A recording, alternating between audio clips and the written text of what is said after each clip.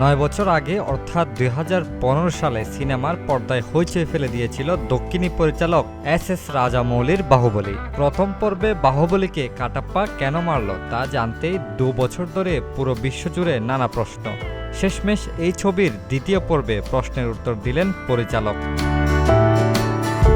Box office কাঁপিয়ে ভারতীয় চলচ্চিত্রের সেরা ছবির তালিকায় জায়গা করে নেয় প্রভাস ও তামান্না ভাটিয়া অভিনীত এই ছবি।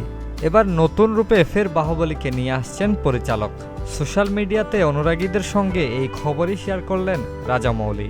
পরিচালক তার এক্স হ্যান্ডেলে একটি ছোট্ট ভিডিও শেয়ার করে লিখলেন, জনগণ যখন মাহেশমতি বলে চিৎকার শুরু করে তখন মহাবিশ্ব আটকাতে পারবে না বাহুবলীর প্রত্যাবর্তন। আসছে বাহুবলী ক্রাউন অফ ব্লাড। রাজামৌলির টুইটে জানিয়ে দিলেন নতুন বাহুবলী অ্যানিমেশন ছবি, যা কিনা ওটিটিতে সিরিজ হিসেবে দেখানো হবে। শীঘ্রই ছবির ট্রেলার আসবে। মুক্তির পর থেকে একের পর এক রেকর্ড গড়েছে বাহুবলী দ্য কনকুলেশন।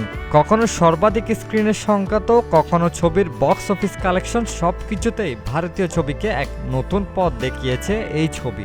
প্রথম ভারতীয় ছবি হিসেবে এই ছবি ব্যবসা করেছে 1000 কোটি রুপি। সেই বাহুবলীকে নতুন করে ফিরিয়ে আনছেন রাজামৌলি।